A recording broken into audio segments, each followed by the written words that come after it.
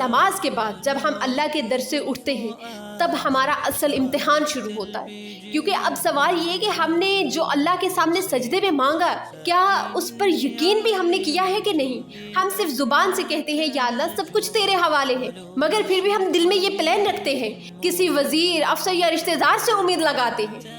مطلب ہمیں اللہ پر بھروسہ نہیں ہے نا، ہم دعا کر کے بھی لوگوں کی امیدوں پر بیٹھے ہیں۔ ہم اللہ پر بھروسہ مکمل نہیں کرتے، ہمارا بھروسہ کمزور ہے۔ ہم سمجھتے ہیں کہ اللہ تو دعائیں سنتا ہے لیکن شاید کام کسی اور کے ذریعے ہوگا۔ یہ سوچ ہی ہماری ناکامی کی جڑ ہے۔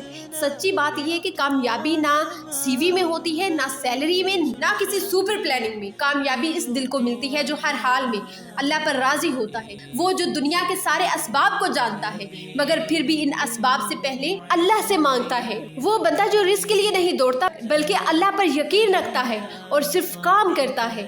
جو میرا نصیب ہے وہ مجھے ڈھونڈتا ہوا آئے گا، اللہ کا بن جائے اور اپنی روح سے کہے وہ میرے لیے کافی ہے۔ قرآن کہتا ہے وَمَن يَتَوَکَّلْ عَلَى اللَّهِ فَهُوَ حَسْبُهُ، اور جو اللہ پر بھروسہ کرے اللہ تو اس کے لیے کافی ہے۔ اللہ جب کہتا ہے کافی ہے تو سمجھ لو واقعی کافی ہے۔ کسی سی وی، کسی واسطے، کسی تعلق، کسی پروجیکٹ، کسی مارکیٹنگ، پھر کسی سیاست، کسی طاقت کی ضرورت نہیں پڑتی، بس انسان کو اس کے در پر جھکنے کی ضرورت ہوتی ہے، اور وہ تب ملتا ہے جب ہم اس پر ویسا بھروسہ کرتے ہیں جیسے پرندے کرتے ہیں جو صبح خالی پیٹ نکلتے ہیں اور شام کو پیٹ بھر کر اپنے گھر لوٹتے ہیں۔ نہ بینک، نہ بیلنس، نہ انشورنس، نہ پلاننگ، صرف یقین۔ کس پر؟ اللہ پر۔